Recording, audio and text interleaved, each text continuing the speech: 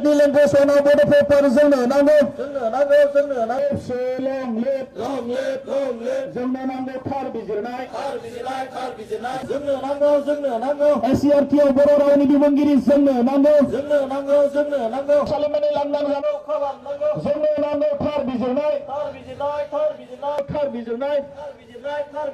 जोंनो सेनायाव बर' रावनि सोलोंथायारि मावख'गिरि जोंनो नांगौ खन्थार केन्द्रीय कमिटी और आटाइबिलाक অসমৰ যিমান জিলা কমিটি আছে আমি আজি 3 ঘণ্টিয়া ধৰ্ণা কাৰ্যসূচী সিট ইন ডেমনস্ট্ৰেশন আমি কাৰ্যসূচী ৰূপায়ণ কৰিছো খুব দুখেৰে আৰু খুবেৰে এই কথা স্পষ্ট আকাৰে আমি ক'ব বিচাৰিছো যে শিক্ষা মৌলিক অধিকাৰ হয় 2009 ৰাষ্ট্ৰীয় শিক্ষা নীতি মাতৃভাষা ওপৰত গুৰুত্ব প্ৰদান কৰিছে 2020 আৰু তৎসত্ত্বেও যোৱা 2021 পৰা অসম চৰকাৰৰ লগত কেবালানি বড়ো সাহিত্য সভা নিখিল বড়ো ছাত্ৰ সন্থা বড়ো মাধ্যমৰ মাতৃভাষা মাধ্যমৰ যিবিলাক সমস্যাসমূহ আছে আমি আলোচনাত মিলিত হলো প্ৰায় 5 বাৰকে ইয়াৰ মাইনুটছ উলোৱা হল চৰকাৰে আমাক প্ৰতিশ্ৰুতি প্ৰদান কৰিলে কিন্তু আজি আমি অনিচ্ছা সত্ত্বেও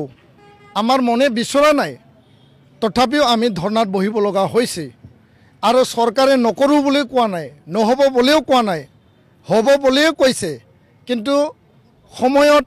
কাম কৰা নাই টাইম ডিলে হৈছে যথেষ্ট ডিলে হল আমি যদি এসাজ ভাত নাখাওঁ এগিলাস পানী যদি নাখাওঁ আমি গোটেই দিনটো থাকিব পাৰিম বা আমি দুদিনলৈকেও থাকিব পাৰিম কিন্তু শিক্ষা যদি বছৰে বছৰে মৌলিক অধিকাৰৰ পৰা যদি আমি বঞ্চিত হওঁ আৰু ৰাষ্ট্ৰীয় শিক্ষা নীতি আধাৰত মাতৃভাষা মাধ্যমক যি গুৰুত্ব আৰোপ কৰিছে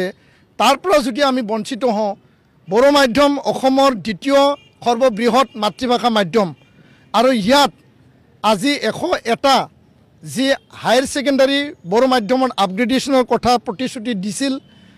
সেই প্ৰতিশ্ৰুতি মতে পোষ্ট ক্ৰিয়েশ্যন কৰিব লগা আছিল কোনো কাম চৰকাৰে কৰা নাই 95টা যিখিনি আপগ্ৰেডেশন কৰা হ'ল তাতে পোষ্ট ক্ৰিয়েশ্যন কৰা হোৱা নাই আৰু 35খন বড়ো মাধ্যমৰ হাইস্কুল মডেল হাইস্কুল স্থাপনৰ কথা আছিল হেতু কৰা নাই সিটেট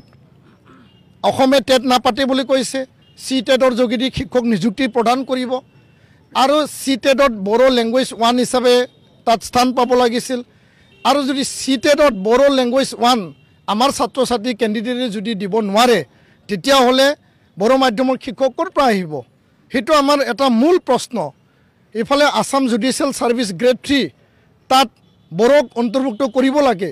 আমাৰ ল'ৰা ছোৱালী কি জাজ হ'ব নালাগে নেকি সিজিএম সেশন জাজত আমাৰ ল'ৰা ছোৱালী উচ্চতম ন্যায়ালয় উচ্চ ন্যায়ালয়ত ন্যায়াধীশ হ'ব নালাগে নেকি যি ন্যায়িক সেৱা পৰীক্ষা তাত আমাক কিয় বঞ্চিত কৰা হৈছে আমি বাৰম্বাৰ ক'লো চৰকাৰক আমি গুৱাহাটী উচ্চ ন্যায়ালয়কো কৈছো সন্মানীয় ৰেজিষ্ট্ৰাৰ ডাঙৰীয়াক কৈছো কিন্তু তেওঁলোকে সেই কাৰ্যকৰী কাম কৰা নাই শিক্ষক নিযুক্তি কৰিব লাগে বিদ্যালয় প্ৰাধিকৰণৰ কাম আধৰুৱা হৈ থাকিল আৰু SCRTত লেকচাৰাৰ নিয়োগ কৰিব লাগে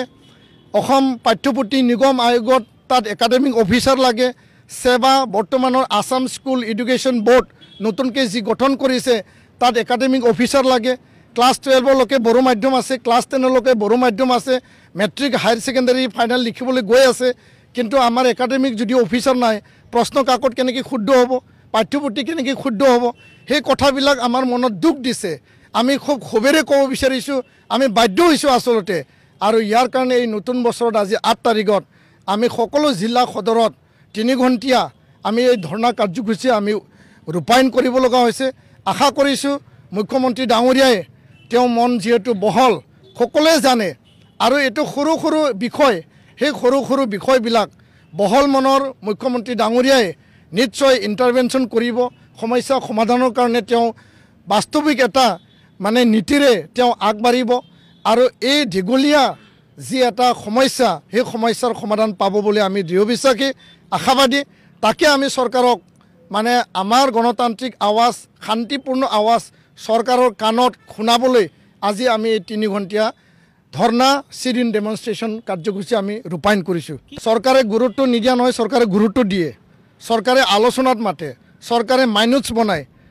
এতিয়া বিষয়াসকলে গুৰুত্ব নিদিয়ে না চৰকাৰে গুৰুত্ব নিদিয়ে সেই কথাটো আমি বুজিবলৈ টান পাইছোঁ আনপিনেদি বড়ো মাধ্যমৰ শিক্ষক নিযুক্তি নিদিয়াৰ বাবে ইজিএছ চেণ্টাৰবিলাকত ছিংগল টিচাৰ জিৰ' টিচাৰ হোৱাৰ বাবে শোণিতপুৰ বিশ্বনাথত আৰু বহুতো বিদ্যালয়ত বড়ো মাধ্যম স্কুলত আন মাতৃভাষা মাধ্যমৰ শিক্ষক পঠাই দিছে যাৰ কাৰণে তেওঁলোকে পঢ়াব নোৱাৰে আমি ট্ৰেন্সফাৰৰ লিষ্ট বাৰম্বাৰ দিছোঁ এবাৰ নহয় 10 বাৰ দিছোঁ কিন্তু তাত তেওঁলোকে এইটো সালসলনি কৰাৰ কাৰণে কোনো মানে দায়িত্ব নলয় আৰু ইয়াত Dio B O inspector of school তেওঁলোকৰ এটা মানে অন্তৰালত কি ষড়যন্ত্ৰ আছে আমি নাজানো বড়ো মাধ্যম নিষেধ কৰা বড়ো মাধ্যম ধ্বংস কৰা বড়ো মাধ্যম মানে শেষ কৰাৰ কাৰণেহে পৰিকল্পনা কৰা নিচিনা আমাৰ বিবেচিত হয় তো তাৰ কাৰণে আমি চৰকাৰক আহ্বান জনাইছোঁ বিষয়াই হওক চৰকাৰেই হওক আপোনালোকে অতি সোনকালে বড়ো মাধ্যমৰ সমস্যা সমাধান কৰক আৰু মুখ্যমন্ত্ৰী ডাঙৰীয়াক বহল মনেৰে